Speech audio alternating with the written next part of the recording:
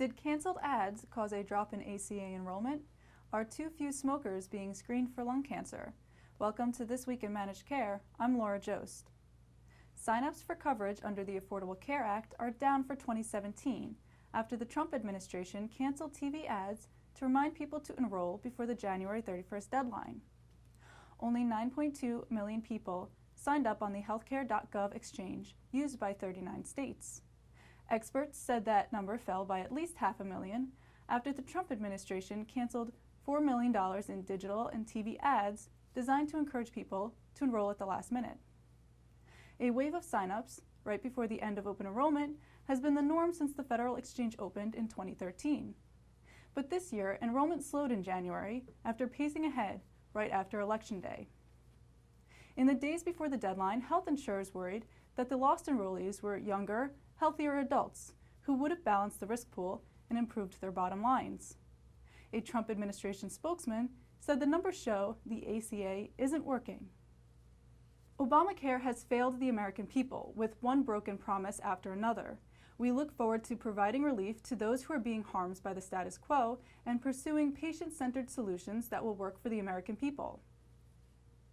Rates of lung cancer screenings remain low, with no change since 2015, according to a study in JAMA Oncology commissioned by the American Cancer Society. Despite a recommendation to screen longtime smokers, many are unaware of the recommendation or lack access to screening, the study found.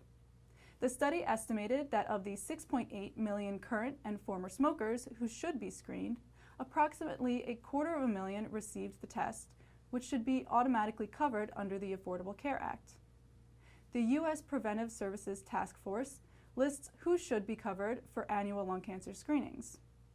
Smokers age 55 to 80 who smoked a pack a day for 30 years or 2 packs a day for 15 years, and former smokers meeting these criteria who quit less than 15 years ago. A study from Sweden finds that efforts to encourage everyone to maintain a healthy weight will do more to prevent diabetes than only targeting those who are overweight. Using data from more than 33,000 health records, researchers reporting in BMC Public Health found that 21% of the cases of type 2 diabetes could be prevented by a broad-based campaign to help people avoid gaining weight.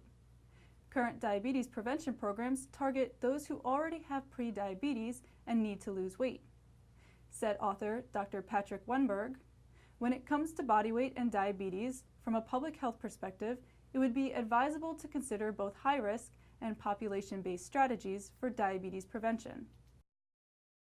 A recent report finds that while nearly all health systems think it's important to pursue value-based payment models, most don't think they are ready to take on the risk. The findings by Numerov and Associates, prepared with Dr. David Nash of Jefferson College of Population Health, report that 74% of health systems have someone in charge of population health, but that frontline physicians still resist alternative payment models. Said Numerov's Michael Abrams, "Population health management will occupy a significant place in the future of healthcare, but the journey, for many, is formidable. Unlike the current model, providers must focus on the entire care continuum, from preventative care programs to post-acute facilities. Collaboration is key to success." What's the best way to move to alternative payment models? Panelists told an audience at the Academy Health National Health Policy Conference that health systems have to just do it.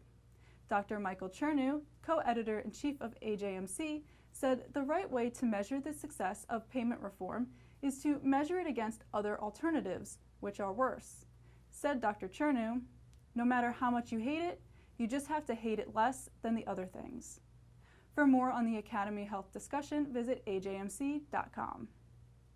To learn more about the next phase of payment reform, join us in Scottsdale, Arizona in May for the next meeting of the ACO and Emerging Healthcare Delivery Coalition. For more information and to register, visit ajmc.com. For all of us at the Managed Markets News Network, I'm Laura Jost. Thanks for joining us.